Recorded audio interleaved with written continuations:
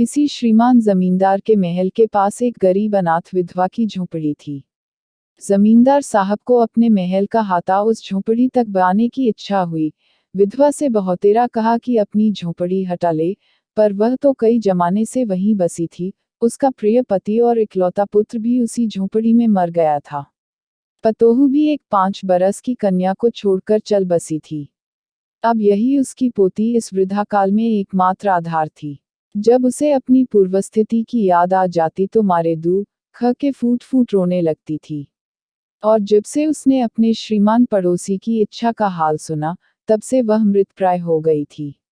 उस झोपड़ी में उसका मन लग गया था कि बिना मरे वहां से वह निकलना नहीं चाहती थी।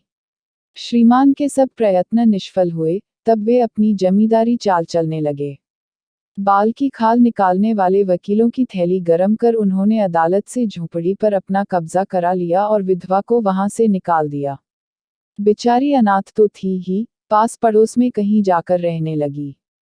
एक दिन श्रीमान उस झोपड़ी के आसपास टहल रहे थे और लोगों को काम बतला रहे थे कि वह विधवा हाथ में एक टोकरी लेकर वहां पहुंची।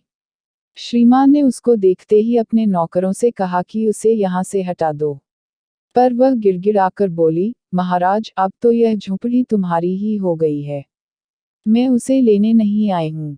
महाराज क्षमा करे तो एक विनती है। जमींदार साहब के सिर हिलाने पर उसने कहा, जब से यह झोपड़ी छूटी है, तब से मेरी पोती ने खाना पीना छोड़ दिया है। मैंने बहुत कुछ समझाया पर वह एक नहीं मानती। यही कहा करती है कि अपने घर चल, वहीं रोटी खाऊंगी। अब मैंने यह सोचा कि इस झोपड़ी में से एक टोकरी भर मिट्टी लेकर उसी का चूल्हा बनाकर रोटी पकाऊंगी। इससे भरोसा है कि वह रोटी खाने लगेगी। महाराज कृपा करके आज्ञा दीजिए तो इस टोकरी में मिट्टी ले आऊं। श्रीमान ने आज्ञा दे दी। विधवा झोपड़ी के भीतर गई। वहां जाते ही उसे पुरानी बातों का स्मरण हुआ और उसकी आंखों से आंसू की धारा बहने लगी। अपने आंतरिक दुख को किसी तरह संभालकर उसने अपनी टोकरी मिट्टी से भर ली और हाथ से उठाकर बाहर ले आई। फिर हाथ जोड़कर श्रीमान से प्रार्थना करने लगी, महाराज, कृपा करके इस टोकरी को जरा हाथ लगाए जिससे कि मैं उसे अपने सिर पर धर लूं। जमींदार साहब पहले तो बहुत नाराज हुए, पर जब वह बार बार हाथ जोड़ने लगी और पैरों पर गिरने लगी तो उनके मन में कुछ दया आ गई। किसी नौकर से न कहकर आप ही स्वयं टोकरी उठाने आगे बढ़े। ज्यों ही टोकरी को हाथ लगाकर ऊपर उठाने लगे त्यों ही देखा कि यह काम उनकी शक्ति के बाहर है।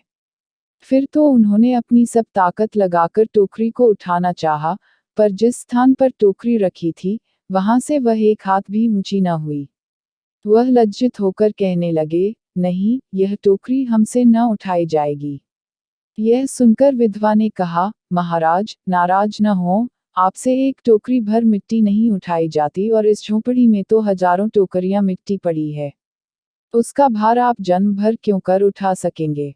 आप ही इस बात पर विचार कीजिए।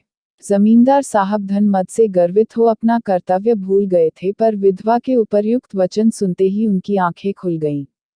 कृतकर्म का पश्चाताप कर उन्होंने विधवा से क्षमा मांगी और उसकी झोपड़ी वापस दे दी।